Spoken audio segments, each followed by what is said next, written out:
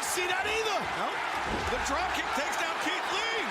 Uh-oh. Uh-oh. The arrival. Can Costa do it? And the mic drop. 1, 2, 3. Wow.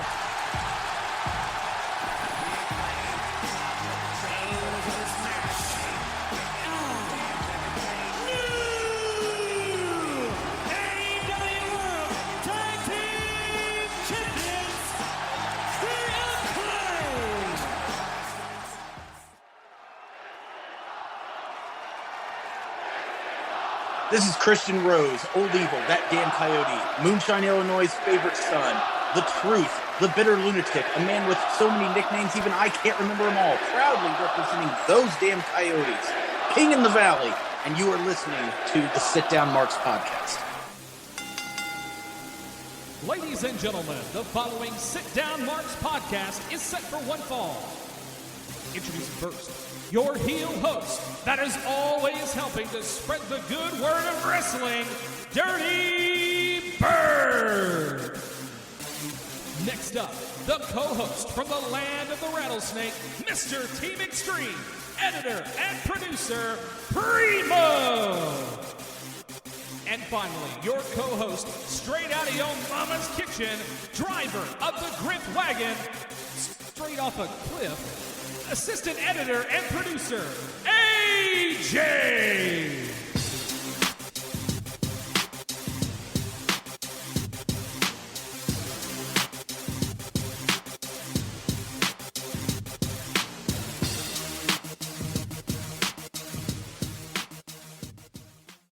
What is up, everybody? Friends, family, Marks, everybody, let's get together. Let's talk a little wrestling. It's episode number 83 of the Sit Down Marks podcast. Thank you so much, TW Ward, as usual, the voice of Memphis Wrestling, for bringing us in every week.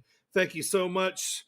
Let me introduce today's panel here for you. First off, the former Kurt Angle trophy, three-time former Kurt Angle trophy. That's right. Put those three fingers up in the air. 3-time. AKA Lucha Daddy. What's going on, Primo?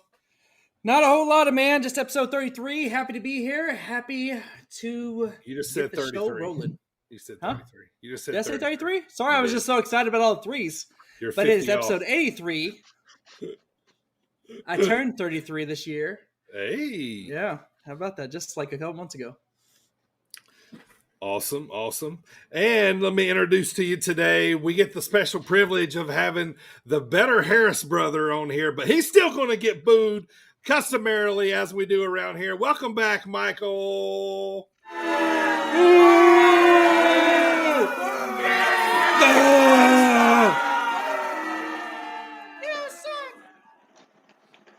You marks don't know what you like. Only I know what you like. And I'm going to give it to you. And also, considering the other brother, never challenge the undead to a buried alive match. Not a good idea. I like it. That's right. It must have been a winner leaves or loser leaves the pod match, and here you are. You know, we were gonna tell you, but we didn't want to get you bogged down with bureaucracy and stuff, man. So. Michael. I understand that runs deep. It's very deep rooted. So it's hard to understand. So I'm gonna just let it be, man. Just let it be. Yeah. Good to see you, brother. Welcome back, man. You've been traveling a little bit. You moved spots on the map. So thanks for joining us. Hey, my pleasure. Thanks for having me. It was supposed to be at the last. Iron Spirit Pro show, but, old age got the better of me and destroyed me. So I can't tell you, Marks, that you're wrong in person. We have to wait another month or so for that. So that's right. Like a bunch of old men, we're talking back problems pre-pod, right before the show. The worst. Oh man, yeah, but thanks for joining us, man. Yes, AJ not with us today. He's got some shoot stuff to do in real life, so he'll be back with us next week, of course, and possibly we might see him later on this week. So thanks everybody for listening on all the podcast platforms. You hear me say each and every week: Apple, Spotify, Stitcher, Google. We appreciate all the downloads. We appreciate all the attention. The pod is doing really good lately. It's crazy, Primo. I mean, we got to talk about it, man. All of a sudden, I'm not going to I'm not tooting our own horn here by any, we're just going by analytics. We're going by analytics. There you go. By Going by analytics. Annie Lennox. Sweet dreams are made of Annie these. Lennox. Yes, sweet dreams are made of these. Apparently, we got some fans in Australia, a whole continent over there. Thank you to all the new people that have been downloading the pod, and especially all the new people over in Australia. Thank you guys so much for checking us out, man. We were really surprised that we were being one of the top wrestling podcasts in the whole continent, not just the nation. Right. The continent of Australia. That's kind of a big deal. Thank you guys. Maybe it's because I put Aussie Open in my honorable mention last week. Ooh. Could have been. Probably you touched them. You touched their heart, didn't you, Primo? I did. Just hit them with that cheap crowd pop. That's all you got there. Hit them with yeah, but no, I mean, seriously though, thank you to everybody out there, out there in Australia. Because, like you said, we cracked the top. I don't even remember what it was. Top 100, I think, in Australia. Sir, we did. Yes, sir, we did. So that's crazy. Yeah. So, I'm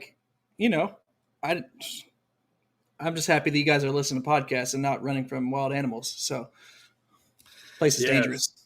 Yeah, and I hope this pops everybody over there. But I was telling my wife about it. I was like, "Yeah, it's pretty cool." She goes, "Well, if you become like a celebrity in Australia, I'm not going over there," because she's seen all these big pictures of spiders. Like apparently they have huge spiders over there, and the locals and everybody there are like no big deal. But somebody like my wife who would probably choose like a spider is her worst enemy in the world. That's probably not the place for her, but hey, I'd come to Australia. Absolutely. There are about 100 types of venomous snakes in Australia. Well, there's all kinds of ways you can die in Australia. Yeah. I feel like you walk 5 feet and your life is threatened. Like, and I don't mean that. I don't mean that in any disrespect. I'm saying you guys are brave living over there. Australia's awesome. It's a real cool place. Yeah, absolutely. And also, over here in the United States too, our downloads have been increasing each week. We're doing really good. So thank you again to each and everybody. And thank you guys. I hope you're listening to me. You must be telling a friend about the podcast because, people learn about it. And, we're getting a lot of reactions on our social media and stuff like that from others. And we really do appreciate it. And thank you so much. So, and before we go, absolutely, we got to thank Thomas Bryce, each and every week for playing the pod, of course. Every Friday after his show. So thank you so much, Thomas Bryce. He's always been a big supporter from the beginning, and we really do appreciate it. Primo, get us kicked off, man. It's time for that pop of the pod. Let's see what's going on. The jukity box, baby. Style and grace, I'm never gonna be done. Lean on in. Now welcome to the queendom. The queendom, where the kings bow down. They relinquish the crown. Y'all gon' leave me now. I just turn that around and make you. Little Stephanie McMahon, a little boss lady in the house. What's funny is she almost landed in music class last week when I did the women's music class. Right. Well, last week, too, apparently, Michael, you missed it by a week, man. The old jukebox picked Shayna Baszler last week. Oh, man. That's true. That's true. I love Shayna. That's true. Jukebox is like on a roll with women's wrestling. Yeah. It's had a little thing for the ladies here lately, so, which is always a good thing. Can't blame it at all. I love me some Shayna Baszler. She's badass as hell. I wish she would get more attention. Like, just love me some Shayna Baszler. I agree. 100%. I agree. Me and Primo are kind of thinking they're going to be a hell of a tag team. She's going to be a hell of a tag team with Ronda, and they're going to wreck shop for a while. Oh my God! Let's call them the Shooters. That's just all you gotta do. Sure. They just ruin everyone. Yeah, exactly. What's anyone gonna do about it? Complain? Right. Right. That's why I say put the titles on them. Let them keep it for like a year. You know what I mean? Oh my Don't God. or more. Don't let them be Like, and like we said before, like they don't have but 2-minute matches because they're legit. Yeah. So, Yeah. Hell yeah. yeah. Just fucking knee bars and arm bars all over Right. the place. Give me that. Awesome. You want to make me like Ronda? That's one way to do it. I like Ronda. Like, you know, I know she gets like shit on a lot, but like honestly, why? Like, because she shit on the fans? Well, guess what? So do most of your favorite wrestlers. I hate to break it to you. Right, yeah. The term mark exists for a reason. They're trimming you. That's what that's what that comes from. And it still comes down to the ones you like or you don't like, because the ones the ones you like, you're like, ha ha, they're shitting on the fans. Then the ones you don't like, you're like, oh, well, fuck them. They're shitting on the fans. They're like, hey, man. right. Yeah, it Like, does, man. That's seriously. Man. Like Chris Jericho shits on the fans. Fucking people can't get enough of it. Ronda Rousey shits on them like, how dare she? Well, fuck you. Right. Because Chris is born and raised in wrestling all the way up, and Ronda's, she was something else first. What I think a lot of wrestling fans have problems with a lot of times. I don't understand it. It's not my, it's not me. I don't get it. You know what I mean? But to me, if you can wrestle, you can wrestle. But but if you got an MMA fighter coming over trying to do an MMA style only, just don't work. You know what I mean? We've seen it happen. You know what I mean? They have to usually get over first, and then they can go back and do that other, get it back, AKA like Shamrock I always think about, what I mean? Yeah. Yeah. At first everybody's like, oh no, we saw him as stiff, sloppy, and then he, started getting it, learning it, and boom, and then he started doing wrestling skills, and I started actually putting some time into the craft, and then you saw him blossom, and then he got to go back and do the chokeholds and the, stuff that around that time a lot of us hadn't seen yet, the arm bars, all that kind of shit that we all know of MMA now, so it's, yeah. But anyway. Yeah. I mean, plus, like, think of all the guys that, and women that came from, like, legitimate, like Kurt Angle. People forget that that's a legitimate shooter. Like, right.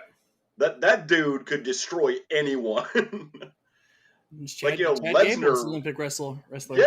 Yeah. Chad Gable. Lesnar was like a 3-time NCAA champion. Like, and people were like, "Oh, he's a fake wrestler going to MMA." No, that's a 3-time NCAA fucking champion wrestler. That's what that is. Yeah, he just took a detour and had fun in wrestling, but he can still go.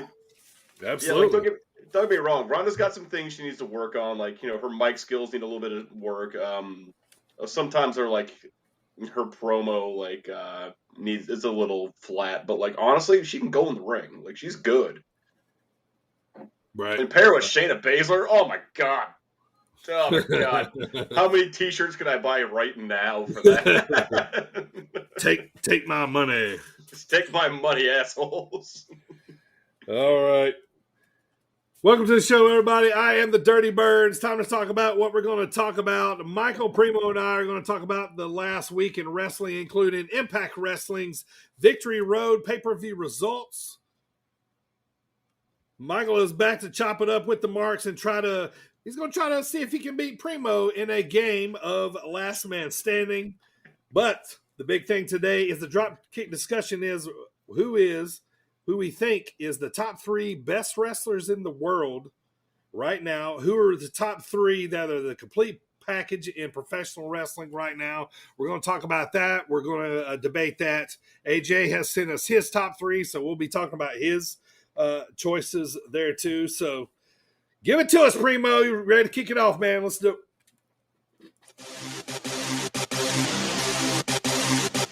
This is Levi Cooper. Hey, this is Buck Nasty, Bucky Collins. This is Big B. What's up, bozos? This is Trevor Outlaw, and you're listening. And you're listening to the Sit Down Marks. Sit Down Marks. Sit Down Marks. and you're listening to the Sit Down Marks podcast with DB, Primo, and AJ. All right, so this Saturday, the Sit Down Marks podcast is sponsoring the professional wrestling show from Zawa. It's called Who Do You Think You Are? I Am. It's a quote from a movie, I believe, something like that. I'm not quite sure where that was picked up from, but it's just a funny name for a card. But it's going down this Saturday, 6 o'clock, Sterling, Illinois, at the Moose Lodge. Zawa Wrestling. I believe it's the last Sterling show of the year. AJ is supposed to let me know, but we're going to try to be there this weekend. Hopefully, to be there in person. I know our next show would definitely be at is I think what will be the 6-year anniversary of Zawa Live, November the 19th. But it's a lot of good matches going down this weekend, but one in particular is we got a big feud starting between Hartenbauer and Mr. Havens, who is just Havens now. He's been kind of on a nasty little run here in the last 6 to 8 months, so I'm sure that's going to be the main event, and I am super intrigued by this match to see how this goes. Havens begged him for a shot at the title a while back because he kind of brought up Hartenbauer's beginning of wrestling, so to speak. He said he basically gave him the spear, taught him the spear, that kind of stuff. So it's going to be a cool little card out there this weekend. So if you're in Sterling, Illinois, in the area, come check it out. So, all right, guys, let's talk about it, man. What'd you guys think about Jericho taking the ROH title off of Claudio? All right, Michael, I'm letting you go first because you're kind of fans of both of these guys, So what do you think about that? So here's I don't like it, and here's why. Claudio finally gets a chance to be on top somewhere else. The dude's got all the talent in the world. Sure. His first title defense, he loses that belt. He's got the fans behind him. He's got all the ability. He can wrestle any style. He can especially wrestle I guess what do I want to call it? Like the traditional ROH style, where it's more of a hard-hitting modern style. He can do a promo. Like, the fans love him. He's got charisma. And what do? Sure. They take his belt off of him. It's like, oh my God. So I'm just having like flashbacks to like WWE, Cesaro. It's like, God damn it. Like, yeah. Now I'm going to reserve judgment on it overall. I initially don't like it, but I'm going to say this. I'm going to reserve judgment because, I don't know what Tony Khan has planned for Claudio. The dude should be a champion somewhere, because I can think of like maybe one or two other people that deserve that belt more than Claudio, and we're going to get into that a little bit later. But Jericho, it's always a safe call. It's always a safe call with Jericho, right? Yeah, like he's a big name. I get it, but like at the same time, it's like, dude, you're 50 years old, man. Your time is done. You need to start shining these new talents. Like, yeah. Do you think they did it just to put ROH on his resume? Oh yeah, definitely. Like, don't get me wrong, I like Jericho. Sure. I'm liking him a lot less as more and more AEW goes in front of my eyes, because I just see him way too much. And I don't like how he's worked with some of the newer talent. I don't like the feud with MJF. I don't like the feud with Kingston. I don't know. It's just I need a break from Chris. I need a break. Like, I love you, man, but like, can you please get out of my face for 6 months? Like, go do a tour, go do another cruise. Just give me some peace, man. Like, I love you, buddy, but like, we're too close. That's fair. What did you think, Primo? Well, I like both these guys. Sure. I was indifferent. I didn't care one way or the other. I figured they were going to do it because it was one Chris Jericho didn't have. One thing I didn't mention before that I meant to mention this whole time when they started the World Championship tournament was how I like how they're mentioning everyone's World Championships. Yes. Selective World Championships. Right. Mhm. That's pretty cool. Because like in WWE, those don't exist. So these guys, like they're saying, like, Bryan Danielson was 6-time or whatever. I don't remember what it was, but and this is Jericho's. He called it the Ocho. Yep. And it was the one that he didn't have on his list. So I mean, there was a couple reasons there why it really doesn't bother me. I personally don't think he'll have it for very long either way. Right. And I think it was a way maybe for them to, I don't know, for them to take it off of Claudio without making Claudio look one way or the other. Sure. And Claudio could move on or go win it back. I mean, at this point, like, do you need to give it back to Claudio? I don't think it would be very good storytelling to give it back to him. So, I don't know. I don't know. My question would be, who is next to hold it? Sure. Who does Jericho drop it to? Like, obviously, Jericho's a transition champion. Yeah. He doesn't scream ROH champ. Yeah. With that. I don't know. I'd like to see somebody like an Ethan Page with it. I think he, not necessarily an ROH guy, but maybe a guy that Mike could put a little bit of different stank on it because he's so good on the mic. You know what I mean? Yeah. And also, he's kind of in that faction of the the firm. Jericho, is doing the whole sports entertainer gimmick. So, which really like is totally shits on ROH. Right. So that's another factor that he can play on. Yeah. And it may bring some ROH wrestlers out of the woodworks to challenge him. Might get some good matches out of it. Right. Yeah. True. But yeah, I was not like, I kind of saw it happening.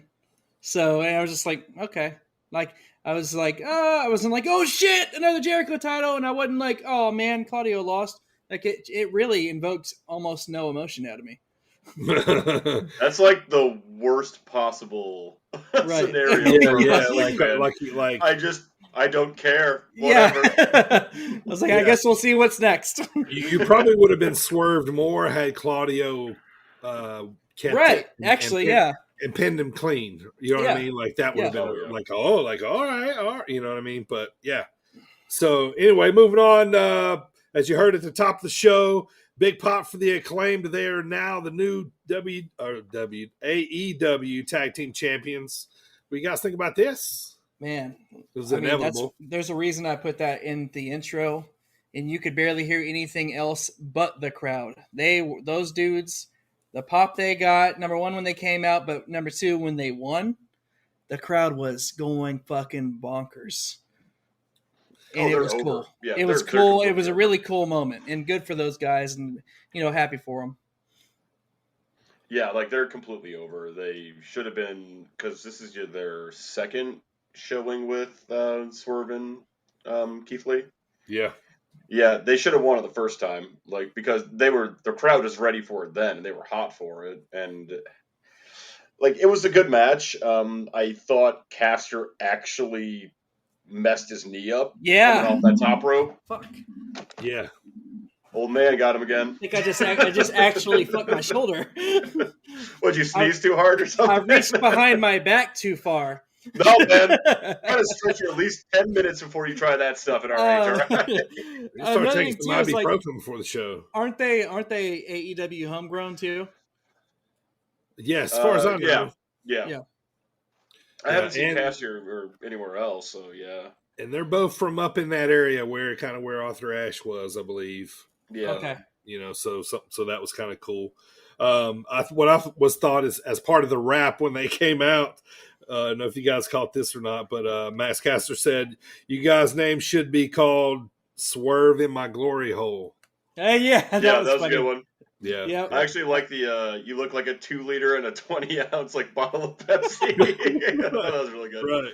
That was a good Yeah. line. But probably not even the worst crack of the night was when MJF came out and he called them the Blackpool Cuckold Club. Oh yeah. I was like, whoa, he just said that on live TV. I was like, man, he is killing everybody. MJF. He's the like, devil yeah, has arrived.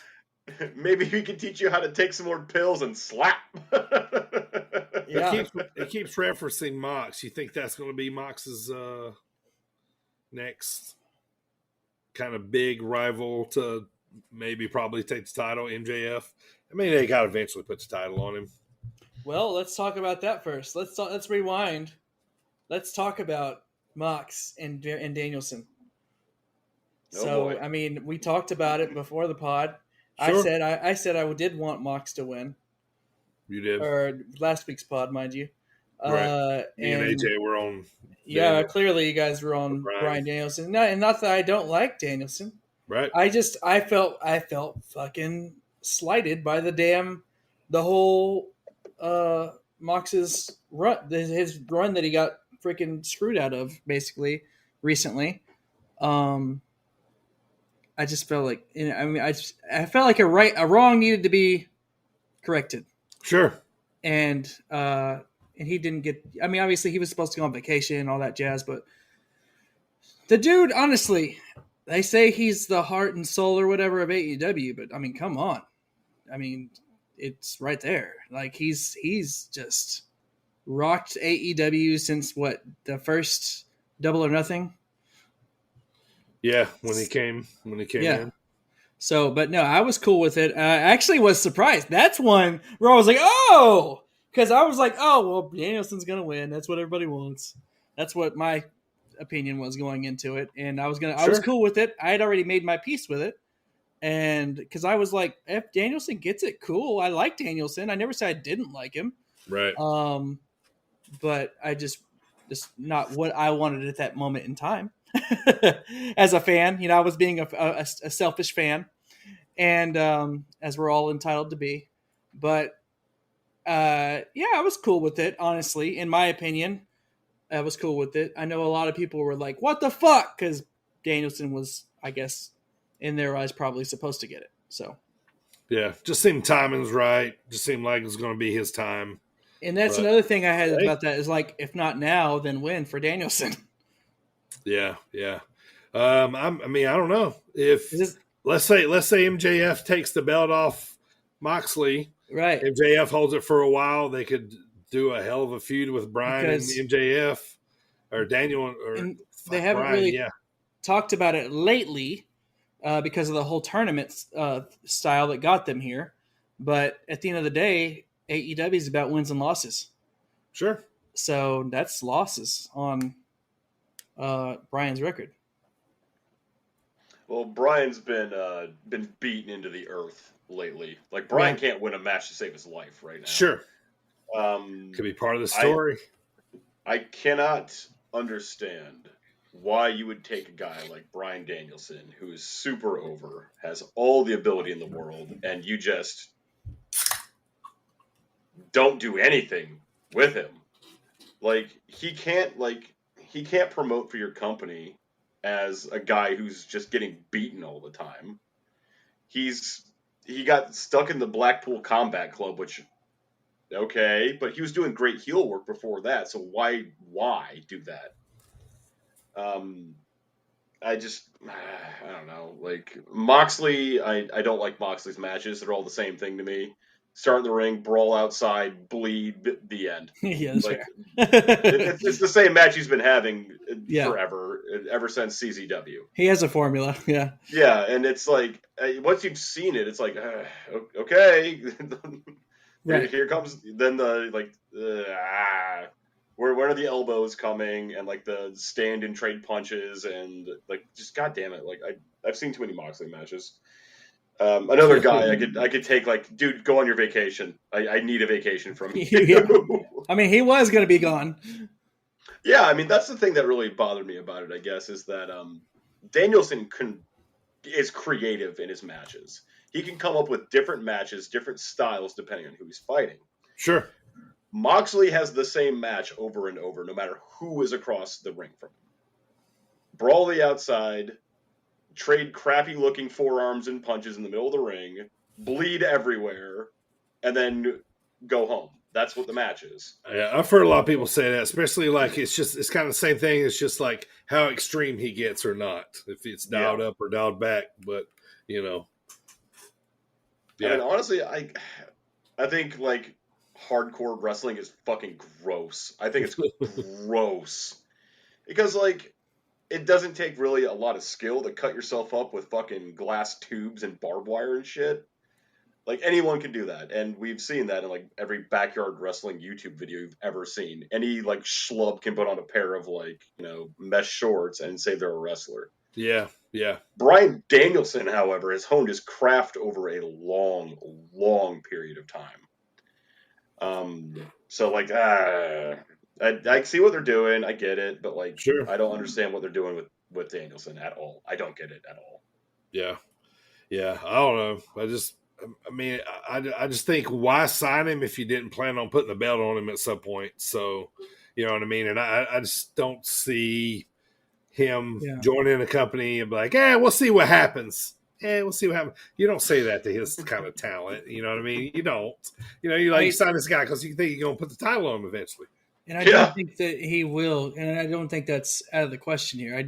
I know I said it's about wins and losses, but he will have the title on him at some point. There's no doubt about that. I don't think there's any doubt about that. Maybe they're trying. I don't know what they're trying to do with him, honestly. I don't know. It's. We'll see. They can't recreate his run from WrestleMania 30, because that was completely against the authority type deal. And I don't know. We'll see. Like you said, we'll see. Yeah, we'll see if they put him on a program with. We're not gonna put him on a Wardlow program, I don't think, but they could put him on like a Pac program for that All Atlantic title or something like that. You know what I mean? And if that kind of stuff happens, then we're kind of like, all right, cool. Well, they're going to put him on the side burner here for a while. But if he kind of stays without a title for a while, I don't know. Maybe they kind of going to let him kind of wait in the wings and see how everything else plays out. Yeah. And he's going to have a program with Orange Cassidy, and it's going to be competitive for God knows what reason. Sure. And then he's going to have to fight the entire Dark Order again. And yeah. Oh, God. All right. So we had two different debuts in AEW this week. Let's start with the smaller of the two. The Great Muta. I popped because I watched a lot of Sting Great Muta matches. I'm old enough to be to know Muta in WCW, NWA, that kind of stuff. So this was pretty cool and kind of out of left field, and I don't think a lot of people really kind of maybe knew who he was till he took the even thing he had on. Then they probably didn't know who the hell he was. Like Muta and Sting, like you got to really know your old school wrestling to get this shit. Like, yeah, you gotta be in your 40s like me probably, and a wrestling fan to know at least. I don't. You got to know your history here. Well, also the guy that stole his gimmick of the Mist is now gone from AEW. Right. Well, Muta stole it from the Great Kabuki anyway. Kabuki did it first. Yeah, that's true. But Muta is known for it though. Sure. Right? Yeah. Yes. Yeah. If you guys haven't ever seen Sting and Muta, go back in time. Yeah, I think. I believe it was the rivalry with Sting. Like Clash of Champions, I think, was one of the big matches. He did tons of like stipulation matches, and that kind of stuff. Mm-hmm. Yeah, and I was watching Muta too because I always remember my dad used to tell me, be like, even when we were watching the Great Kabuki too, be like, watch, if they don't open their mouth, they're going to be spitting something out. You know what I mean? So, so Muda come out, and I was watching Muda. It was like, yep, he's got his mouth closed. He ain't opened it yet, and then sure enough, he spit it out, man. I was like, and then, that was cool. But on the bigger side, big pop here, speculation, I guess, kind of, if she was going to come back. And we still don't really know her role, but Paige, formerly known as Paige, WWE, this is where AJ would say, Paige, yeah. Saraya makes her AEW debut. This was a big pop. Old Saraya Bevins. Yep. Why are you hiring Saraya Bevins? Has a widely known debilitating injury. She looked like she had new gear on. Like, there's no way they put her in a ring. There's no way, right? Right? I mean, she's... Go ahead, Primo. I was going to say, I agree with you on that, Michael. I feel like, one bump away and she could be in danger. Like, she collapsed and couldn't move off a double foot tap from Sasha in a house show. Like, she's oh my god, like everything you see her in is going to be just ass clenchingly terrifying. Well, I'm sure she probably had to get clearance from some doctors, right? If she's wrestling, I mean, I don't know, like that. Just yeah. I guess we don't. That's really a hard one. That's a hard yet. one. Yeah. Like, think of all this shit they should be talking these AEW wrestlers out of. Like, who's the one who just damn near broke their neck by doing a bump off the apron? It was Hart. It was Hart. She took a bump and like just supposed to go through the table, then like just flew backwards. Yeah. It was like 2 inches away from destroying her head on the railing. And it's like, right. And then Britt Baker just had her nose destroyed because of an ill-conceived spot again. Exactly. Yeah. Same match before she debuts. Right. Like, honestly, AEW is terrifying to me right now. Because, as Dusty Rhodes would say, they're doing a bunch of shit they don't know how to do, baby. Don't do shit you don't know how to do. I think Kurt Angle just said it's like the Wild West or something like that. Oh my God. He did say that, yeah. Well, also, too, it makes me wonder because when she got in the ring, everybody got out of the ring. Like, so there was no contact. So maybe, I guess we'll see. It's all hearsay until we figure it out and she comes out and says what her role will be. It's true. Well, let's say she is cleared to wrestle. Why the hell would Triple H let her get away? Like, she would just draw money. Why would Triple H let her get away if she's cleared? I don't know. Maybe what wasn't good enough for WWE to let her wrestle is good enough for AEW to let her wrestle. I don't know. Oh. The moment she goes near a piece of furniture, which seems to happen in every single AEW match. First of all, Tony, enough with the goddamn tables, okay? Like, stop. Stop it. He loves him some tables, too. Look like a goddamn clown show. He does. And, we got to go ahead. Man, just keep her away from furniture and from the ring and any sharp objects, anything. Like, just has a microphone. That's it. So, all right. So we got to see Hook. Send Hook. Yeah, he showed up. So I'm thinking, okay. Quickly, let's talk about this. Hook, I think he's going to just hold that belt forever. And like it's just going to get retired. I don't see him like losing it. Anybody pinning him for it. I think this is a good way for it to take it away. You know what I mean? Like, right? It seems like a good spot for it. But I mean, not that any of us are taking it seriously anyway. But I was just kind of thinking that this would be a good time to retire it, maybe bring it back or whatever. But Yeah, I don't know. But what about Ricky Starks and Hobbs, man? This was an awesome match. Holy shit.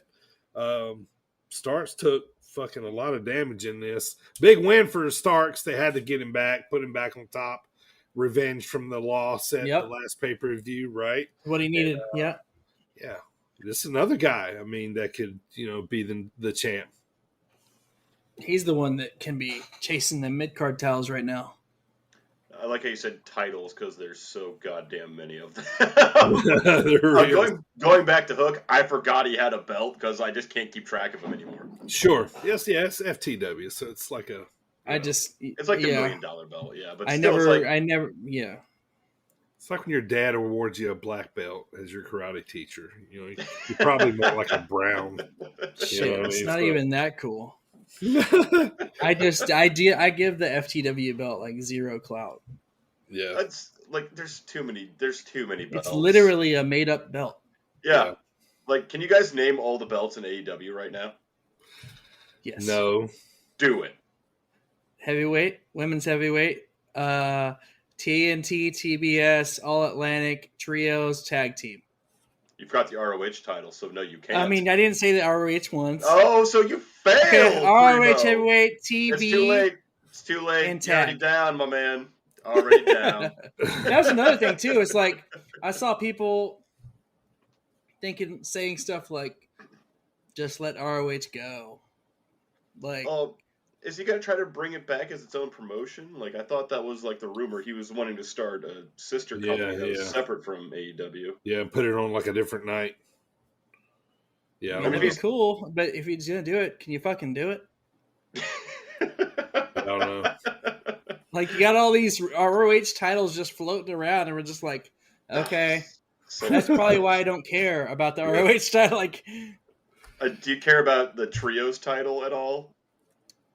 Yes, you asked the wrong person about that. I actually God. have been rallying for I've been rallying for those titles since like AEW, since this pod started. That's for sure. Why? Yes, exactly. Tell him. I was like, Michael's a purist. He don't want. I just enjoy it. I just enjoy it. Go no. You are on a wrestling analysis podcast, sir. Explain it to me. It's a wrestling analytics. Explain. Go on. I'm listening. I've just liked. This is the one. And what's funny is the one trio that I wanted to get the trios championships was Death Triangle, and they got it. That was the one way back when. I don't know. I've never minded it. Like, it's just it seems like it's another thing to me that I just like it. I don't know how to explain. I like tag team wrestling. I like the trios thing. All right, now check this out. Hey, Dirty. Why do you like Ric Flair? Because he's from fucking North Carolina. Heel. Because he's a dirty heel. He's actually from Minnesota. He is actually from Minnesota. Because he's a dirty heel, greatest of all time, dirty tactics, no flippy, original kind of wrestler. Oldest ride, longest line. Yeah, like look at that. He can explain why he likes what he likes. That's crazy, isn't it? I just like what I like.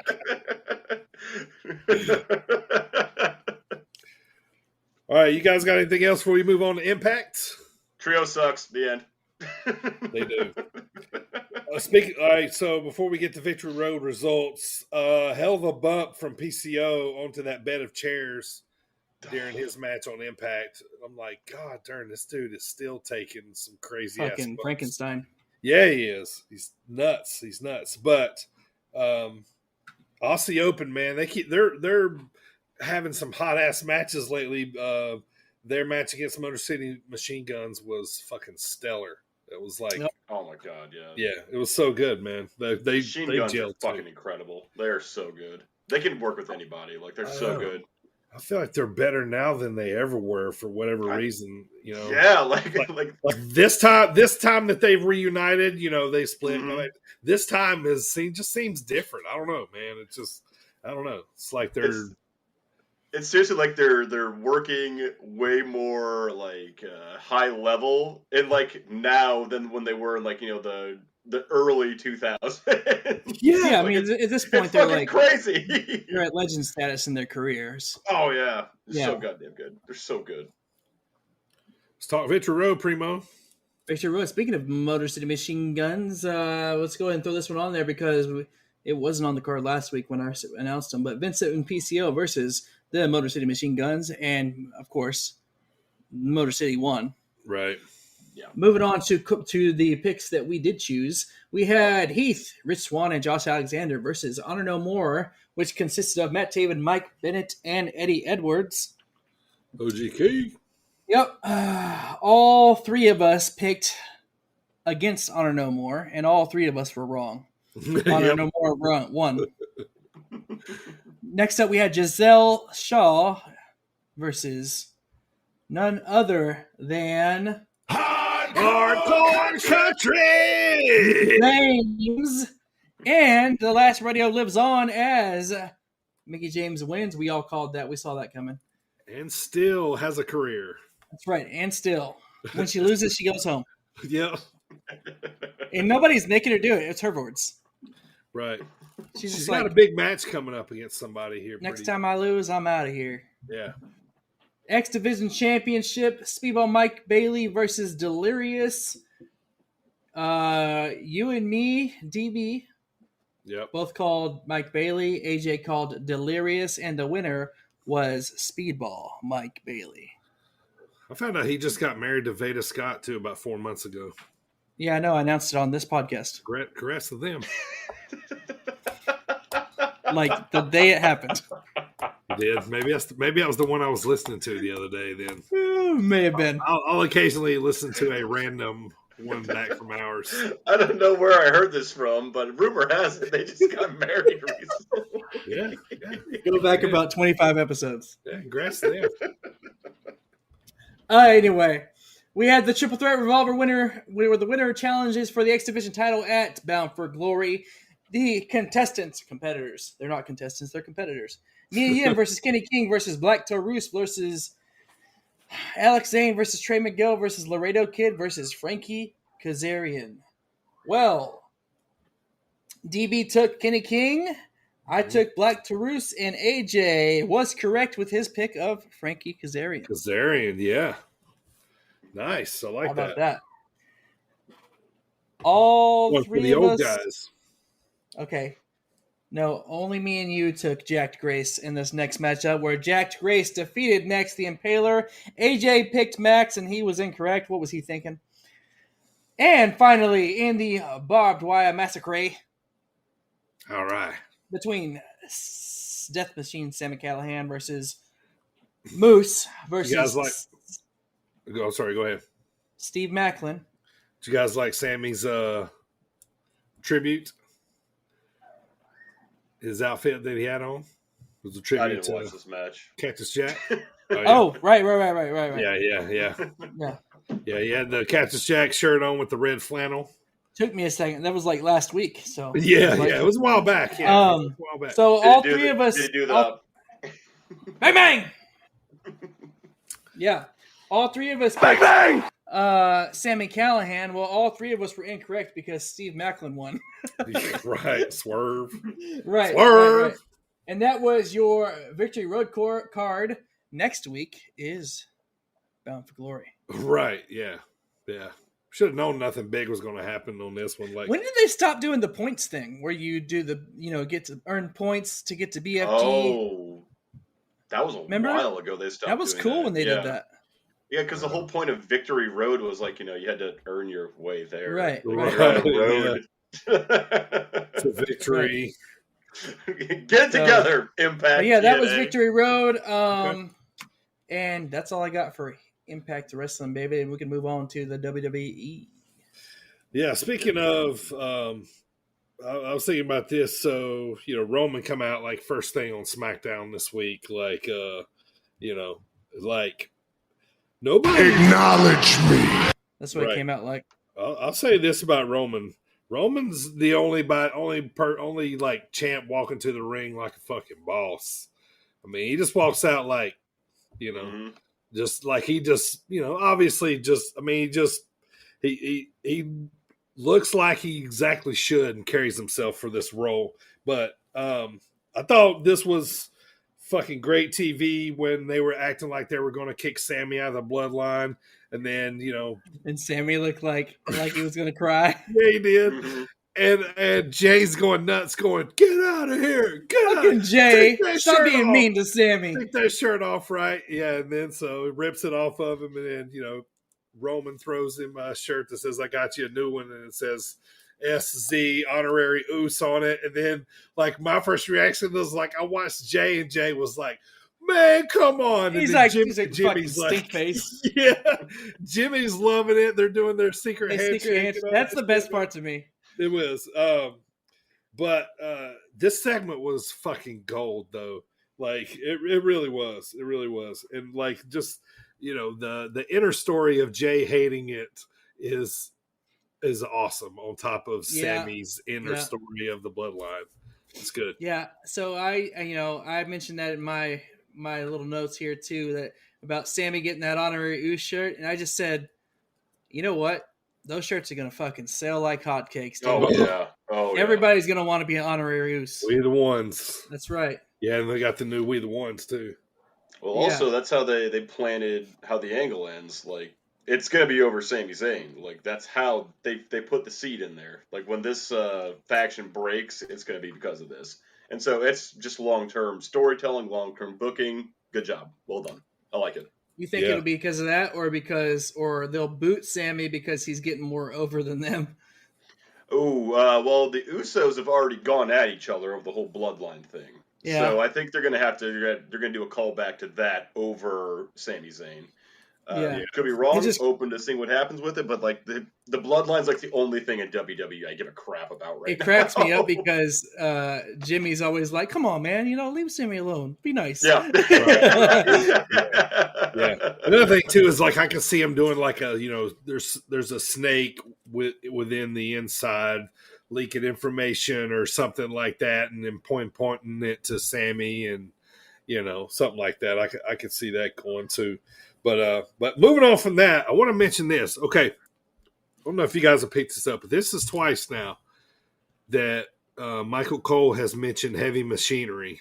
You think they might be giving our boy Tucker Levi Cooper a call? Honestly, you know what I mean? Like, he was a Triple H guy. Like, there's a lot of guys coming back. Yeah. But honestly, like, they've been shining notice a bit with he just slammed Strowman. Like, I disagree with that decision completely. Right. But they're trying to shine him up. So yeah, they mentioned heavy machinery. He's taken the powerbomb twice now from Braun, so I guess he had to get something a little bit in, right? Yeah, I mean, like, but why specifically Otis though? You know what I mean? Like, sure. Triple H he's a sharp dude. He knows what he's doing. He knows how to tell a story. He knows wrestling. Yeah. And like, Otis taking that bomb twice after slamming Strowman, that seems like it's leading to something, especially with Cole foreshadowing that. Because, like, why mention heavy machinery if you're not going to do something with it? Like, yeah. And he said it again yesterday when both of them went. Otis did a move or something like that, and Michael was like, "Oh, well, I have heavy machinery," something like that, because and this might just be me looking into it too, but I feel like Otis is starting to do a little bit of the twitches and the oh yeah, again like he used to do when he was in their heavy machinery mode. Notice he's starting to get a bit more like, scruff on the face, like he may be growing a longer beard again. Right. Yeah. We could see it forming here, so we'll pay attention. But are you guys interested in a Drew McIntyre Karrion Kross strap match? I don't see why they're going straight to the gimmicks. Why is it always the first thing these guys do now is go straight to the gimmick match? Like, the gimmick match is supposed to be, well, shit, we can't settle this in a regular match. Let's have a fucking cage or a strap. Right. or like a bull rope or something. Like that's their first move anymore. Like Drew's playing it like so Karrion can't run from him, but I mean, we all know it's not. He's just putting his hand through a hoop, so you know what I mean. Like so, exactly. Yeah, yeah, but yeah, I don't know, but I guess because maybe it's Extreme Rules. I mean, I guess is the reason why they're going to the gimmick, but you know, gotta be the only reason, really. They need to abolish that pay-per-view completely. And I like gimmicks and all that shit, but even I'm like, what? Yeah. Like, why? How many matches has Karrion had since he's returned? Couple squash. I was gonna say 2. Yeah. On SmackDown. Yeah, a couple squash, and the rest of them have been ambushed. And why are they? You know, he's this sinister stalking guy. He's stalking Drew. Yeah. So why is he supposed to be scared and running away? See, that's you know what, man? You're pointing out the exact things that go through my head when I watch wrestling anymore. The question why flashes like 1,000 times. Like that's what I was thinking when he was like whipping him with the belt or whatever. I was like, okay, but isn't it supposed to be like the other way around? But they're not going to make Drew like a coward because that's just not in his character. So, right. Why even have the match then? Like, right. They just go beat the shit out of each other like it's Drew and Sheamus or Sheamus and Gunther. Like, they'll do that. Right. And that's totally fine. You don't need a strap for that. Right. Like, have it under the ring or something. Like, do like they did with Rollins and Cody at Hell in a Cell. Like, just there's a rope for reasons. There's too many fucking gimmick matches. Like, they don't make any sense. They're supposed to be your payoff money matches. Right. You can't start the feud with the end of the feud. That makes no goddamn sense. I tell you what was annoying, though. The first 30 minutes of Raw was this continuing Damage Control versus Bianca, Alexa, Asuka. Once, you know what I mean? Like, they talked, and then they had a match. Yes, and here we are again. I'm like, oh, God, man. But I don't know. I wasn't annoyed with as much as I thought Gargano's trunks were fucking hideous. You just don't like Gargano. I agree with Dirty on this one. Leave the man alone. I don't like Gargano. I agree with Dirty on this one. Those are like underoos, dude. And he's going like his mommy's putting him to bed in those. His mommy's putting him to bed in those. Those are fucking horrible. I don't get the hype around this guy. Thank you. He's like a 6 out of 10. And people like treat him like he's the second coming of like Christ. I don't get it. Like, you preaching to the choir here, man. Like a hallelujah over here. I did like their tag team chemistry between KO and Gargano. Some of their tag team maneuvers. That was fun to watch. But I mean, if I never saw them tag again, that'd be okay too. Honestly, let me ask you guys something here, because I've been noticing something with Kevin recently. Is he just doing the same like shit over and over and over now? And has he been doing that for a while, or is it just my imagination? I mean, he's kind of back to doing the prize fighter gimmick, but I kind of feel like he's always kind of been the same. It's just whether it's been turned up a notch or so. Like the prize fighters, like, you know, kind of the more asshole, you know, shitting on people on the mic and, you know, whooping ass a little more than, you know, but that's, you know, I don't know, kind of last couple of months, but I really feel like his gimmick don't really ever change.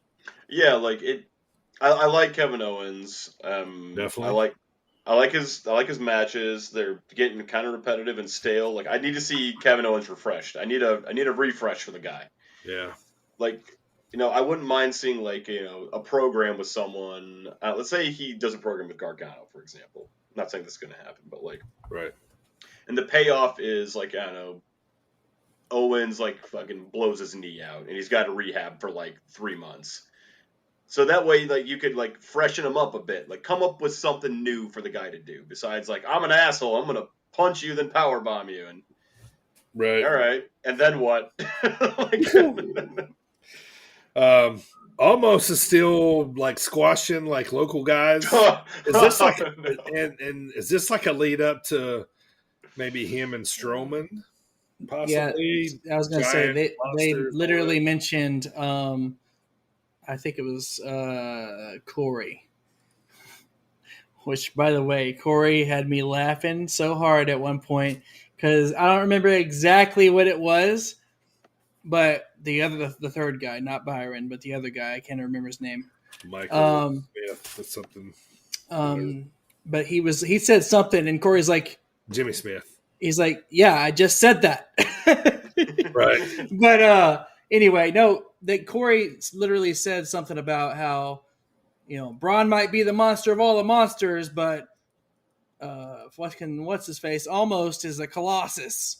Mm-hmm. And I'm just like, okay, well, he's a Colossus who can't do anything. Yeah, like I just don't. I was just wondering last week, and what's funny is these guys have actually been on TV like every week for like the last month, and I was like, man, when's the last time I saw MVP? And I was like, oh yeah, he does come out with fucking almost. Mm-hmm. Yep. Well, also like the big problem with like the monster matches, right? Like the big dudes is like just by their nature, from their size, there's not a whole lot they can do. They might be strong as hell, but like when it comes to like professional wrestling, like even like your best big men only had a couple things they could really do. Yeah. Like, Vader, Andre, like, they could be intimidating and have squash matches, but if they actually have to have a match like against another big guy, holy shit. Like terrible. Yeah. And then Edge returned. Again, they beat him. He stays for a while. They beat him up. He returns. All that kind of stuff. So, and then Candice LeRae too. They were in Canada, I believe, and she made her debut. So she got a pretty decent little pop there. So, did you see Braun Breaker do Steiner math on NXT last night? No, I missed this. Did he actually do the whole thing? No, he just kind of alluded to it because he's triple threat match, him versus Ilya Dragunov and JD McDonough. And so he grabs the mic and they're talking to each other. So it's gonna be a triple threat match. He goes, so they're talking about I'm gonna win, yada yada, and he grabs the mic. So he goes, so well, the way I see it, if I did my math correctly, you guys have 33 and a third chance of winning the match. Yeah, it kind of popped the crowd. That was funny. God damn it! That is how you lean into it. Like, good job. I thought it was too. I like Braun Breaker a lot. I don't know why they didn't just say, "Go be a Steiner." Like, go be a Steiner. Everyone, you look exactly like a Steiner. Sure. They even gave him like jocks that are like they're old like collegiate jocks. Like, so I don't know why they just don't lean into it harder. Like, it's not like the Steiners aren't one of the most beloved tag teams of all times or anything like that. Right. Yeah, I know, right? Especially, they're probably a little more known now because now that Braun's kind of in the spotlight, people are probably looking up like, oh, who was their daddy? If they didn't know, or if they did kind of know, and or like if my dad was here, he was a big Rick Steiner guy, and always loved Rick Steiner's gimmick. He'd be barking, when he came out and that kind of stuff. You know what I mean? So he would be, cool in seeing him. So, but yeah, that was cool. Did you guys get a chance to see Sol Ruka, who made her debut? She's got like this surfer girl gimmick. She's athletic as shit, like big time. I didn't see this. Yeah, I kind of skipped over NXT. Like I don't know, it just hasn't really like excited me. It hasn't titillated me recently. It's given me the undertickles. Yeah, I'm waiting for the full changeover or the go back to what it used to be. Or what I did? You know what I did see though? What did you see? I saw that Ultimate Diva bullshit. Quincy Miller? That fucking guy. I saw that. I was like, I'm done for a little bit. I need to not watch this for a while. Yeah, I saw that. Wow, that is something they did post Vince. Jesus Christ. Isn't Shawn Michaels in charge of NXT now? Yeah, he's pretty much running it. Yeah, and that's what he's like. You know what's gonna just draw money? Quincy. So okay, I'm an old broken down man anymore. I couldn't whip anybody in a fight. I'm pretty sure I'm more athletic than Quincy. Pretty sure. I don't know. The jury might still be out. It might be athletic like Bam Bam was. Oh no, kind of no. that size. But you don't have to be. Look at Viscera. Look how long Viscera made it. Yeah, but he shouldn't have. Like, not well. We all know that. Yeah. That's we all Vader know that time. for sure. That's Vader time, baby. Big Daddy V. I only really had 2 notes from NXT, which was 1, Cider Math. Yeah. You just taught, yeah. So, and then the triple threat at Halloween Havoc, cool. But more so was more like a future forecasting for me. Basically was so Ilya mentioned taking the UK title off of Gunther way back whenever that was. Basically, what I said here was, I'm ready for the day when Ilya surprises Gunther and appears on the main roster, and Gunther gets like scared as shit as if he's seen a ghost of his past. Mm-hmm. Like it writes itself. Also, maybe he goes on a long winning streak, and then Ilya shows up, and he's like, right. He's like, oh fuck, the one guy. It's like his kryptonite. Exactly. And I was also like, as I was watching through the show, besides Mandy, because she's already been there, I was just like, or anybody else that's already been on the main roster, I was like, really nobody else on this roster could really be like, they're not ready yet, in my opinion. On NXT? Yeah, for the main roster. I think Grayson Waller is. He's probably my one that I think is ready for main roster. I don't. I really don't. I think he's great, and I think he can talk, and I think he's athletic as fuck. Okay, but what else do you want? Time. That's the other part of it. Time and service, man. I mean, yeah, I think he's ready right now. I mean, he's kind of flashy. He's, he'll probably draw a lot of. Where's he from? New Zealand.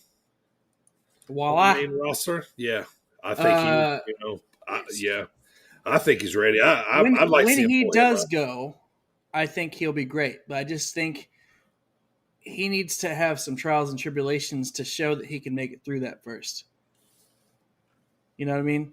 Like, no, I don't know as far as on the NXT, not real life shit, but I'm talking about like, what if he goes to the main roster and immediately flounders? Like, how's he going to handle that? Because he's a young dude. He's young.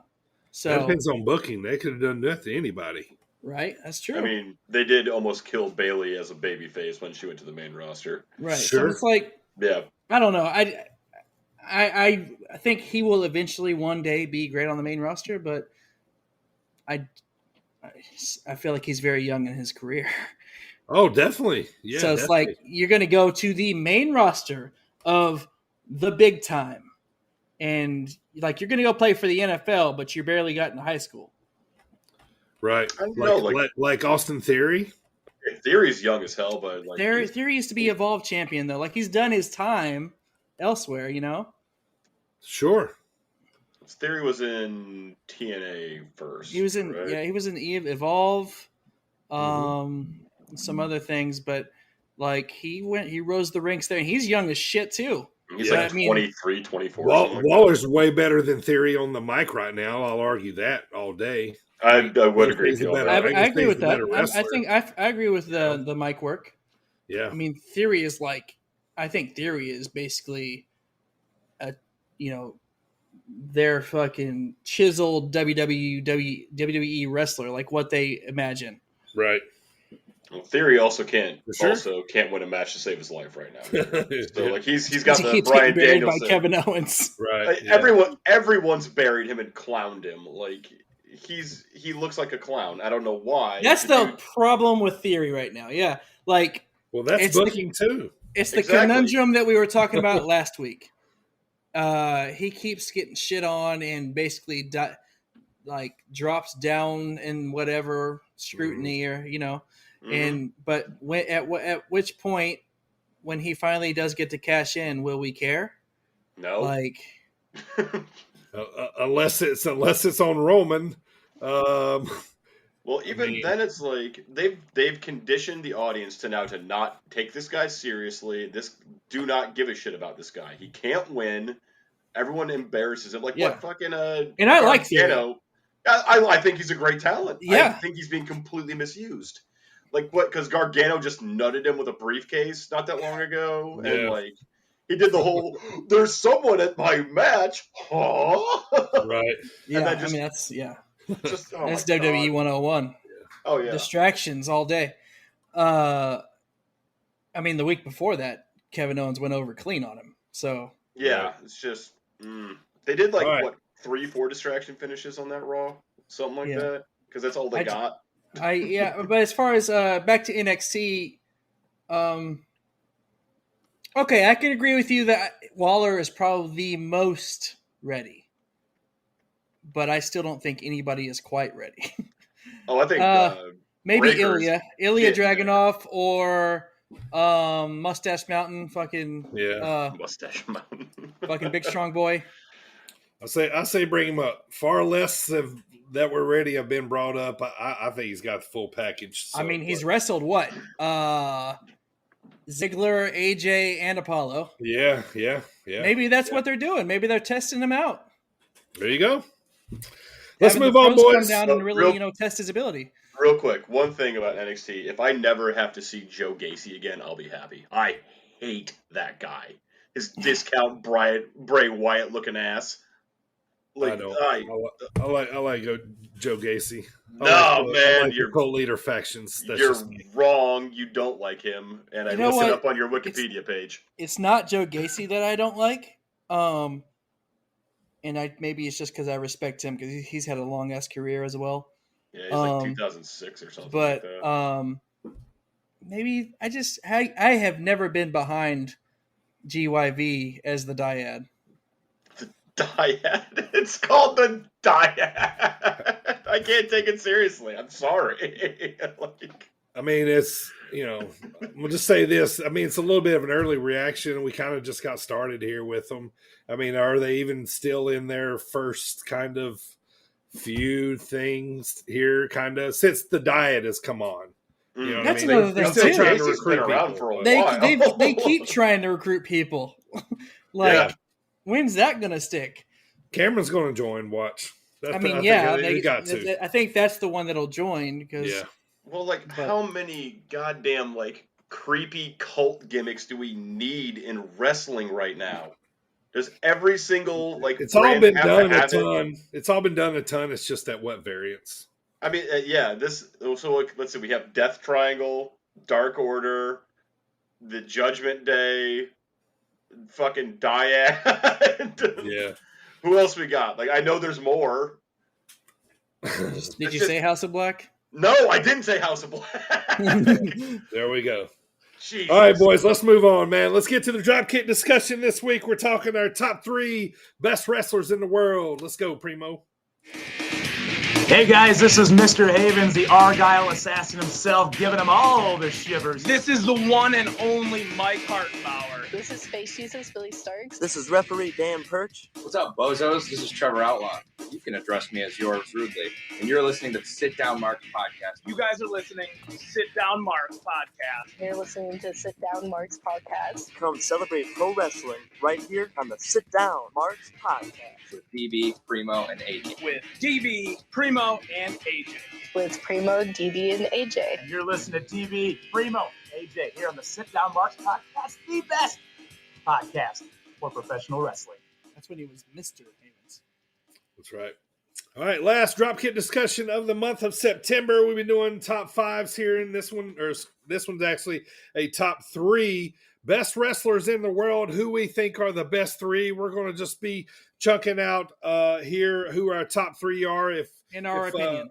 Right. Yeah, in our opinion, if any of these are the same or if we agree on any of them, feel free to jump in, boys. Anybody want to volunteer to go first? If not, I will. Sure. Yeah, go ahead, Michael. Michael, just hit all three here, man. All three at the same time? All three at the same time, and just kind of highlight each. So, all right, number one. This is no particular order. We're gonna go with Bryan Danielson. Okay. Dude is. I'm gonna be with you on that one too. He's in my top three. Yeah, like he is easily one of the best in the world. He's got the technical skills. He's got the promo. He's got the facials. He's got the reaction. He's got every single tool in the box. He can work all different kinds of style matches. He can work with anybody. And, like, he can do face or heel, and the crowd eat it up like candy. The dude has presence. The dude has command of the room. The fact that he is getting beaten by everybody right now is just unfortunate. So not a whole lot you can do about that. Because, again, true, that's booking. That's not Bryan Danielson. Also, dude's a legitimate badass. Like, could actually twist you into a pretzel if he wanted. Absolutely. So there's number one. Number two is a split between Cash Wheeler or Dax Harwood. You might know them better as Primo. FTR. There you go. FTR.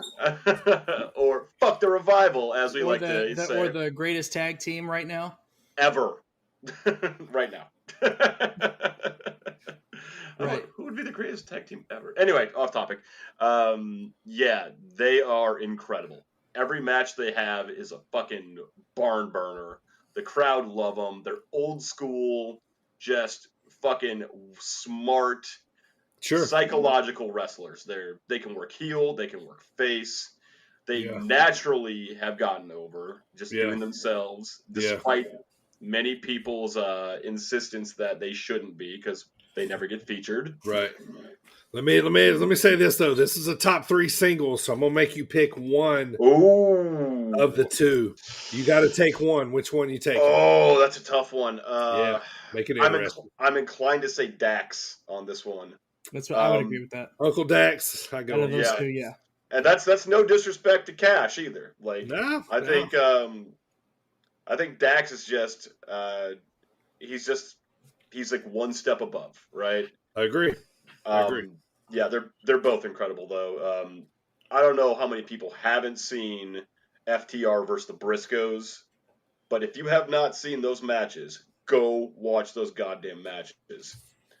Like that's just crazy because like Dirty, you'll understand this. Mm-hmm. Everyone reacts to FTR versus Briscoes like this hallmark match in wrestling. It's like that used to be standard shit back in the day. Sure. Go watch the Horsemen. Yeah. Go watch the Freebirds. Like Midnight Express, rock and roll. Yeah, watch any of these great tag teams. Like this was like standard operating. Like So they're fucking awesome. They're so good. Love it. Number 3 is a tough one for me because this is a toss up. It's either between one Becky Lynch or CM Punk. I'm inclined to go with Lynch. And the reason is because she's got the promo. She's got the in-ring work. Fans get behind her no matter what she does. She's got presence. She can command an audience. She can lead. Like, there's not a match type she can't have while having people just eating out of the palm of her hand. She's fantastic. Fair. And the only reason I'm putting her above Charlotte, the only reason is because Becky wasn't pushed to the moon and she got over huge. Was at one point maybe in contention for the biggest draw in professional wrestling when she was running the man gimmick as a face. So that's why she'd be above that. CM Punk, he's great. He's had a long career. I'm more interested in see what Becky's going to develop into versus Punk, who's on the back half of his career, if that makes sense. Sure. So those are my top 3. Love it. I agree with you. Danielson in my top 3 as well. Primo, you want to go? Yeah, we'll go actually from 3 to 1. Starting at my number 3. I love watching this guy anywhere on the card, championship belt or not. I've been like anytime. What do we say? Anytime that he is on a pay-per-view card, we're like, that's going to be the match to watch. And that's fucking Seth Rollins. Mm-hmm. I love Seth Rollins. Like, I just love watching him wrestle. And his character work over the past few years has been next level. And we even mentioned last week about how he could probably, if he had to reach in the bag of tricks, he could pull out any of his previous gimmicks, Kingslayer, Beast Slayer, Architect. He even came out this past week and, I am a visionary, all that stuff, which Sure. the Messiah, Joker, everything. I am a big fan of Seth Rollins, clearly. And like literally, go back and listen to any of the cards we announced for the pay-per-views. And anytime Seth Rollins match comes up, we're like, fuck, that's going to be like one of the ones to watch. And that's why he's on my list of best in the world right now. Number 2 for me, he is leader of the Bullet Club, Switchblade Jay White. You know he's on my list, man. Yes, sir. Yes. I knew he would be. Yes. And I mean, for all the reasons, I'll let you say them, but he's on fire. He has been on fire. Yeah. And he is also another fun one to watch. And also excellent promo.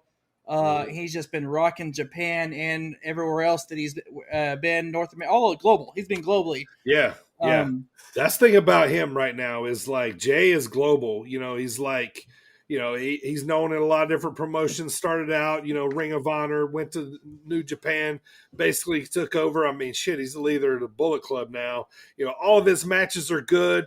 I'll say this before, I'll say it again. You know what I mean? Like, it wouldn't be a bad thing to look as good as Jay White does. Right. You know what I mean? He's the fucking full package. The last rock and roller, like that fits him.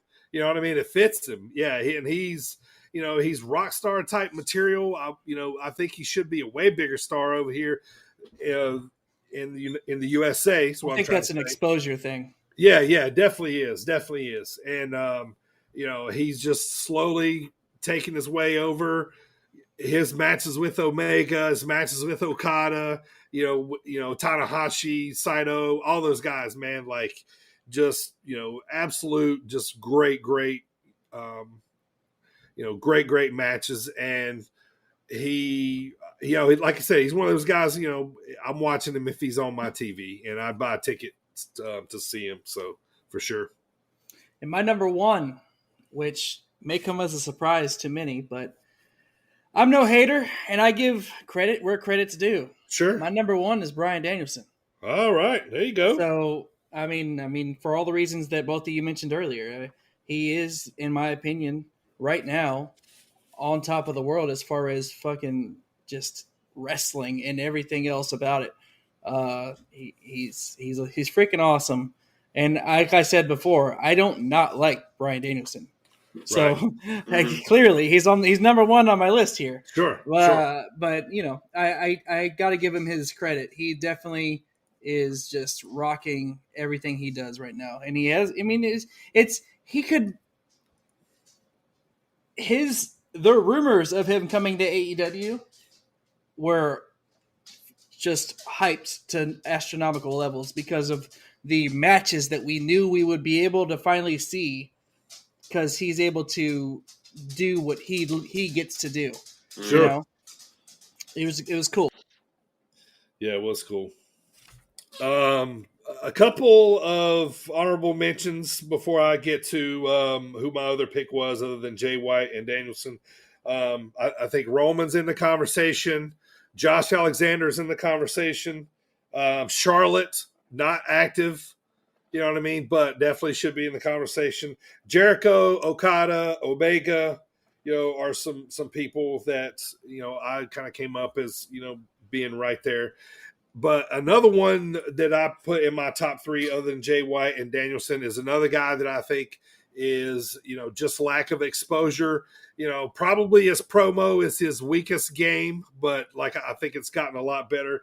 But another guy that, I watch on TV, this guy to me is he's like a hybrid, man. He's kind of like I feel like he's kind of stepped out of a time capsule from the future.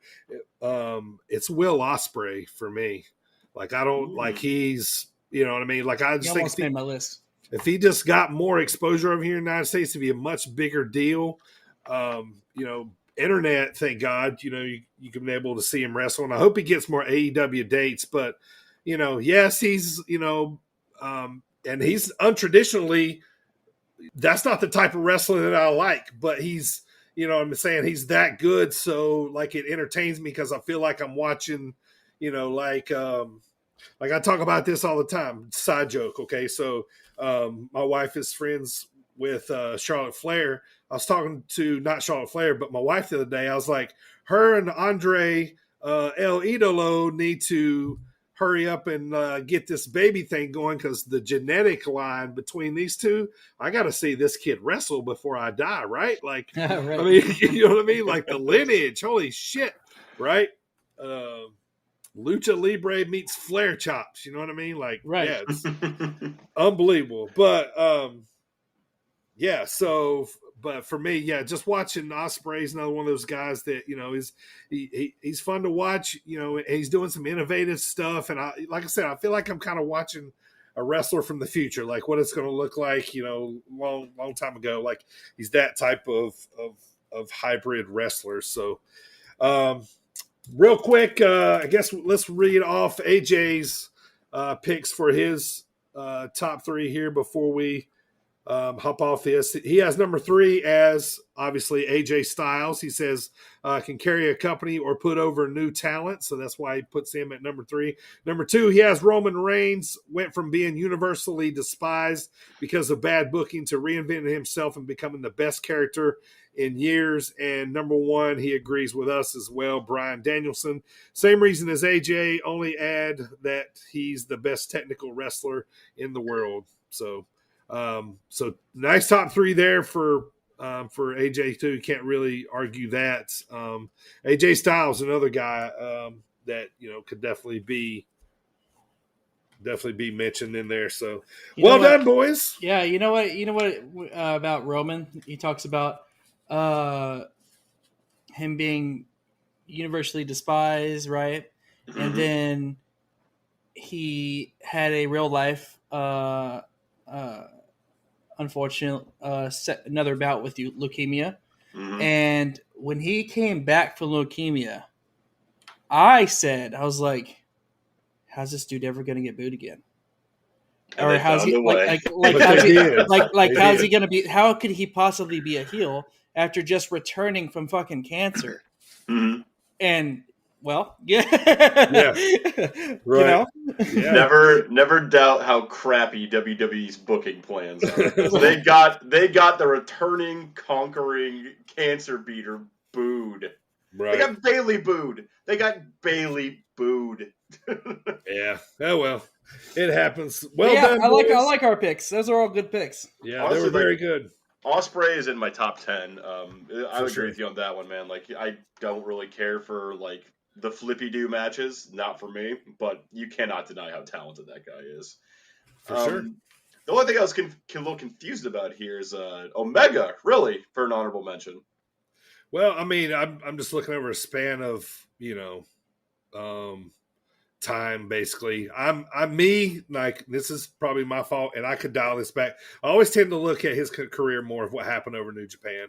You know what I mean? Sometimes it still feels to me, especially since he's kind of been in and out, he's an AEW guy, but it doesn't, and he was the champion, of course, but it doesn't, it still feels like he's a New Japan guy to me. And always will.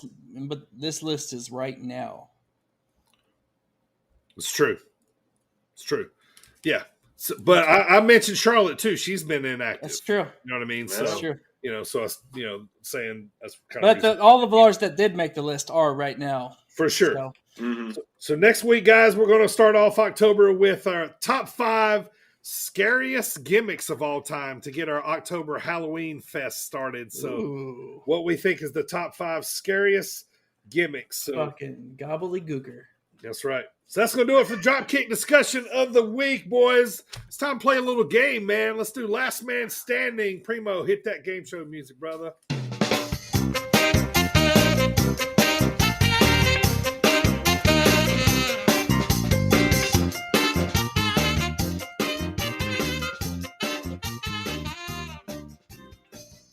All right, so today we're going to play a little game. AJ is not with us. He is the current Last Man Standing champion, but we're going to sidestep and just have a little grudge match here today between Primo and Maggle. So this is how this thing works. Last Man Standing. I give the boys a category. They name as many things as they can from that category. Last Man Standing wins the match. So here today, I'm coming up with a category, boys. If I can stand back, let me see those arms crossed here. I'm going to give you guys the category, and I'm going to give you about 10 seconds to think about this one, okay? All right. This one can be a little difficult, can not be a little difficult. So, all right. So what we're talking here today, guys, I need you guys to name for me titles that Shawn Michaels has won. Championship titles that Shawn Michaels has won. You know, all the way from when he started all the way up to now. You can, some of these you can differentiate between WWF and WWE. Michael, you are the guest on today's pod. We're going to let you go first, man. Championship titles, Shawn Michaels has won.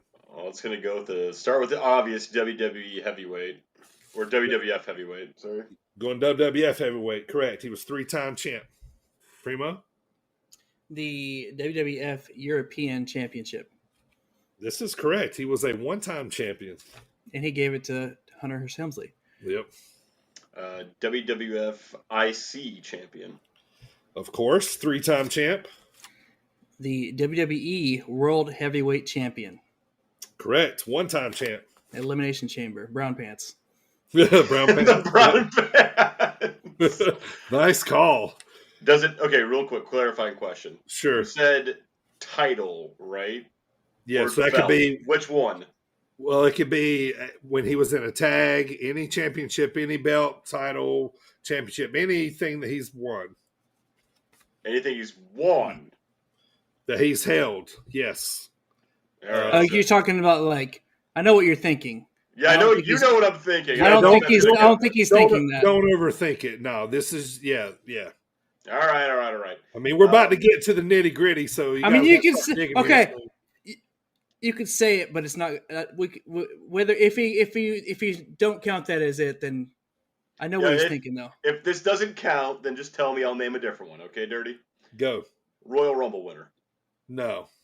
Okay, no. So he did with the Rockers win the WWF tag belts once, but it was rescinded later because it was won on a house show. This is correct. So it's not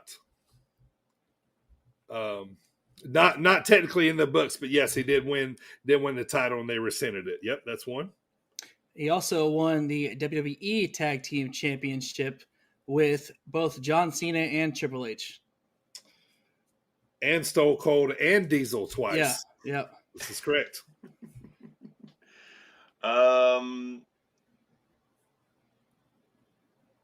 This is going to be a shot. I don't know if this is how accurate this is. I want to say NWA tag. This is correct with Marty Jannetty.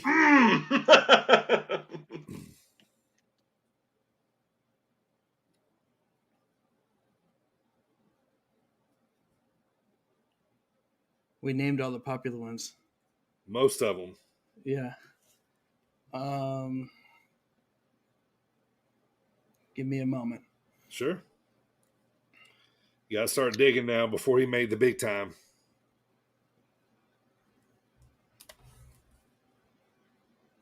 I mean, I'm sure there's some fucking Texas heavyweight shit in there.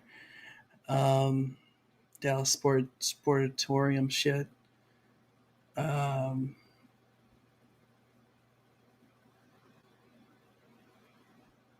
Fuck, I'm totally shooting in the dark here. Let's call it the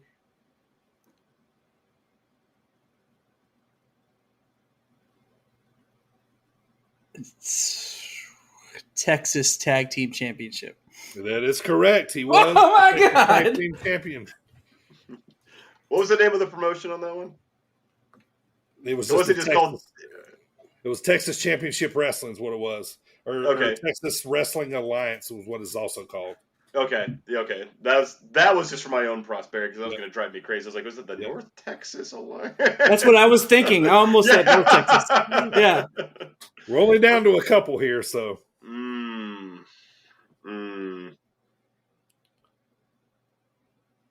God, we're just shooting in the dark at this point, aren't we? Yes.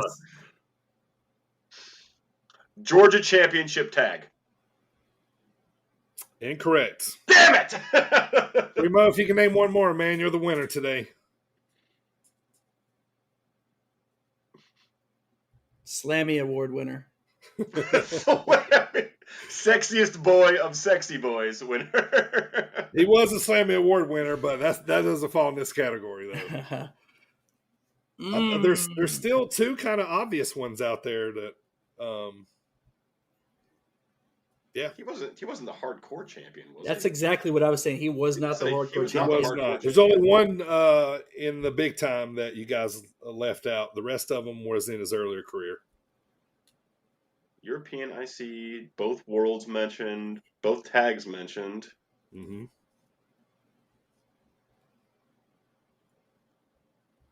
Hold on. Give us a moment. The intergender was Memphis. That wasn't WWE. Nope. All right, 10 seconds. Wasn't hardcore belt. I mean, I haven't been wrong, so technically I win. No, you're good. You're good. Yeah, I'm conceding at that point. He didn't win a TV title or a U.S. title. No, TV was WCW. That's what I'm saying. So saying. it's U.S., and he was never in WCW. Right. All right, let's go. Give me an answer. Did he work for Crockett? 5 seconds. All right, time's up. He was the AWA Tag Team title with Marty Jannetty. Fuck! I almost said I was going to say that instead of GCW. God damn it. Also AWA Southern Tag Team titles, Texas Six-Man titles, and then Texas Wrestling Alliance Champion. Heavyweight champion, basically. So we could have said, yeah. Yep. I was debating between I was on the right track AWA. with the Texas stuff. Yeah, you were going Texas.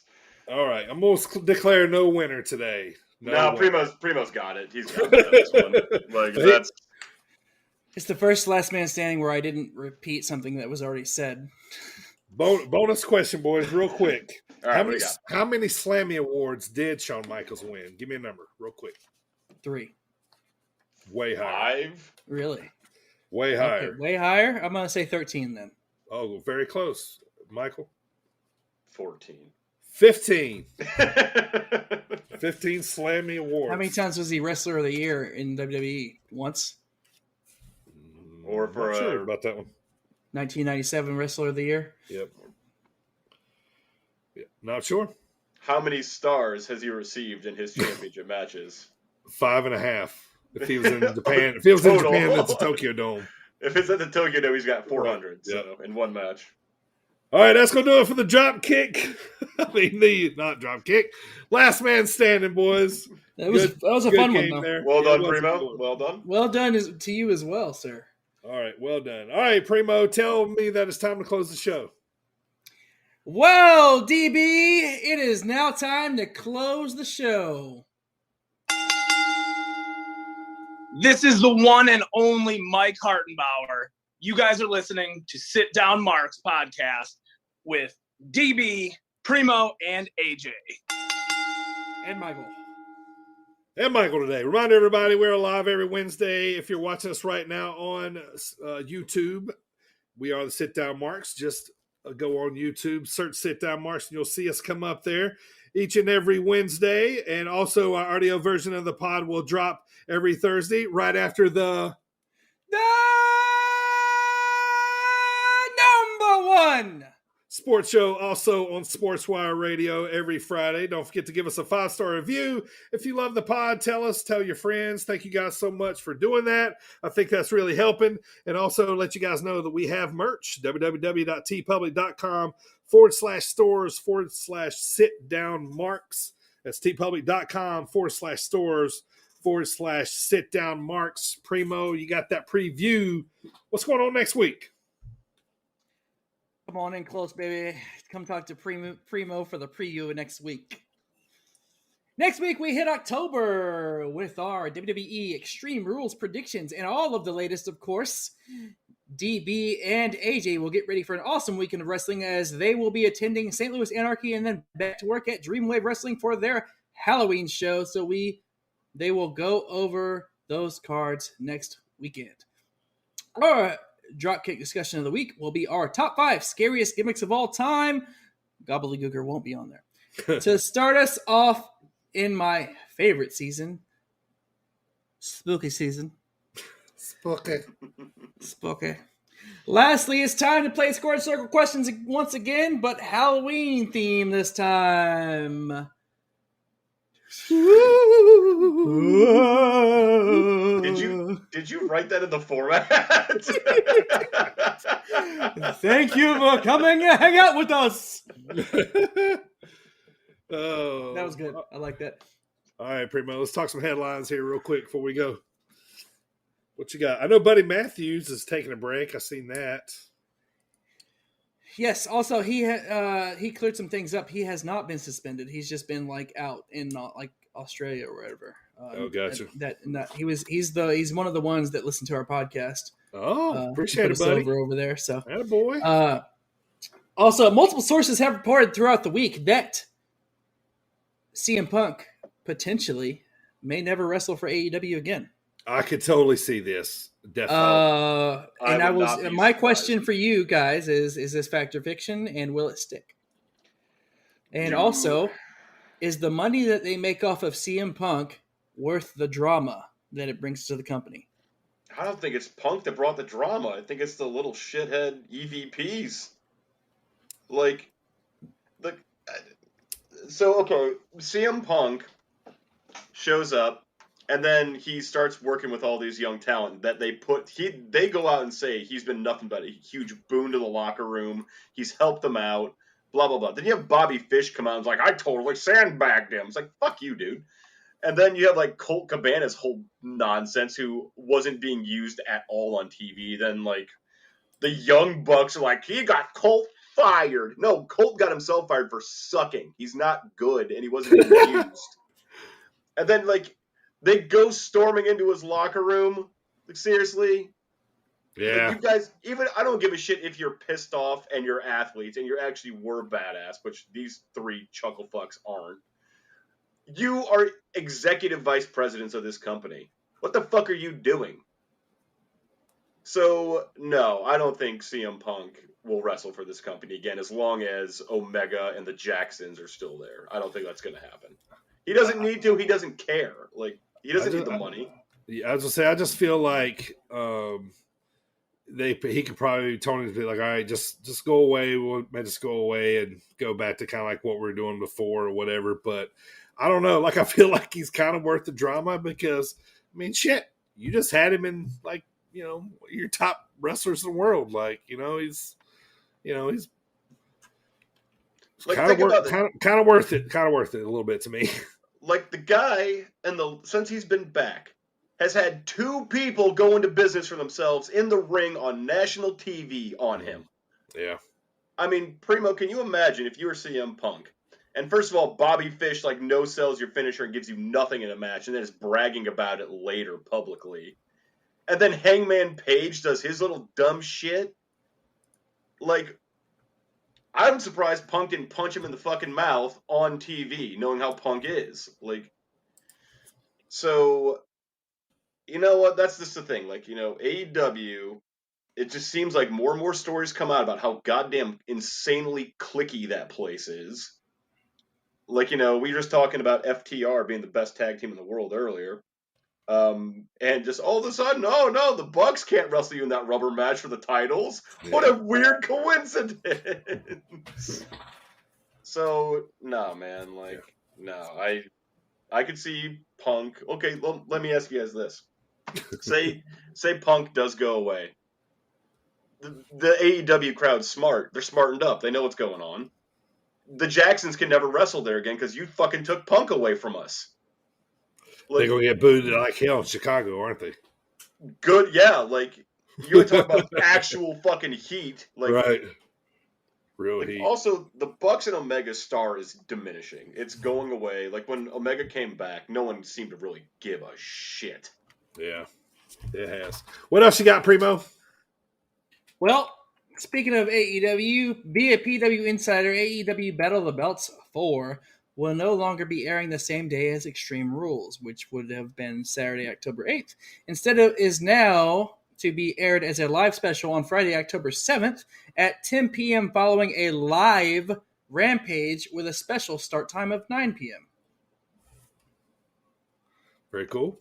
Yep, I almost bought tickets to that today because it's in DC.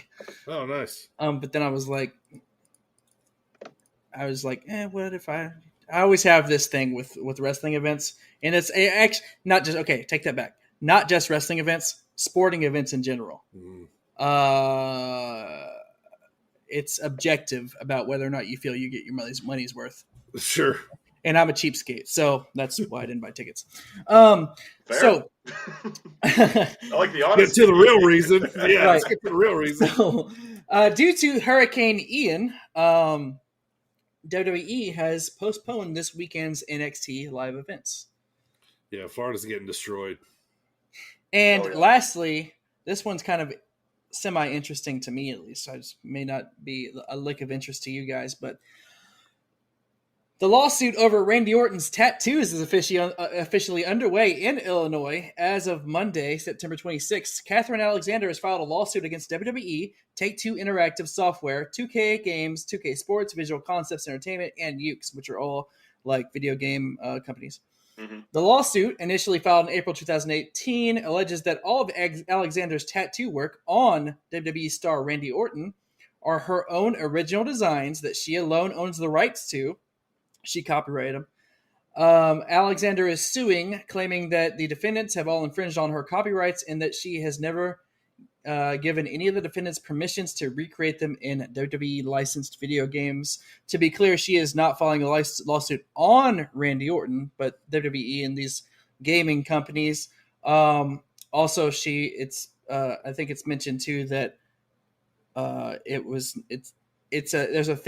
a clause there about whether or not it'll stick because they're literally on Randy Orton's body. So it's like, whatever the law is about entitlement, if it's on your person, I don't even know. I'm not going to pretend like I know what that's about, but it's pretty interesting. All in all, we'll see how that pans out, but that's going on all this week in Illinois. I'm going to just say America. It's almost right. It's a lawsuit over tattoos. Fucking stupid, man.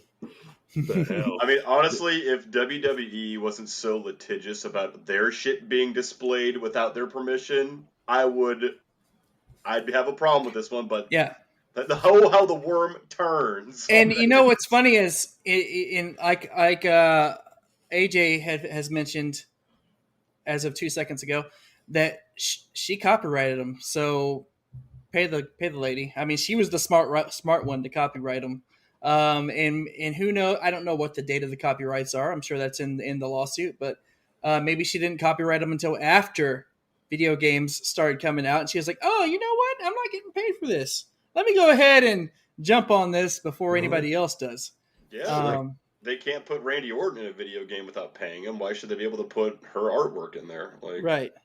So, it's just an interesting thing. It's pretty cool. Like you said, America. So, it'd be interesting to see what happens here. Yeah. I have no stake in the game either way. Unfortunately, what it could lead to is in the future WWE having these like generic ass models with it's gonna be less personable, I guess. I mean, they should fix their gameplay before they worry about that shit. But Right. Sorry, 2K, your games aren't that good anymore. All the wrestlers won't have any tattoos. They're going to be bare armed and everything. Yeah. Oh, there you go. All right, that's anything it else? for our headlines for September 28th. Real quick, we don't really do birthdays anymore, but I do have to do one birthday shout out.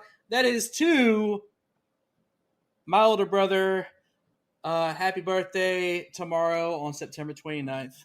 So happy birthday! He gets mistaken quite often for Kevin Owens in real life. That's not a joke. He really does. So it's pretty funny, and his birthday is tomorrow. Happy birthday! Happy birthday, man! All right, Michael, good to see you again, brother. Thank you for hanging out with us and showing up. I guess we'll see you again next month for sure. Hope all is well. Glad the move went well. Thank you for offering bestowing your brilliance, your wrestling brilliance upon us all today. So I acknowledge you, my tribal chief. I really enjoy your alternate perspectives for sure. Well, I appreciate that. It's always good to be able to actually talk some wrestling with someone else that's not my cat. So, because no one else wants to listen to me go on rants about, booking decisions. It's like, shut up, no one cares. But yeah, always great to talk to you guys. Thanks for having me back on. Absolutely. Primo, good to see you, brother. AJ will be back with us next week. Michael, swerve, baby. Take us home today, Daddy. As I was shoveling the dirt on top of my brother's body in our last match of a buried alive, who could withstand the other? As the last scoops were going on, he reached his hands out and he said, through the dirt, tell them my last words. And I said, make it quick, old man, because I ain't got time for you. And he said, with his dying breath, grab them cakes. Oh, grab them cakes. Oh, what's wrong, you two?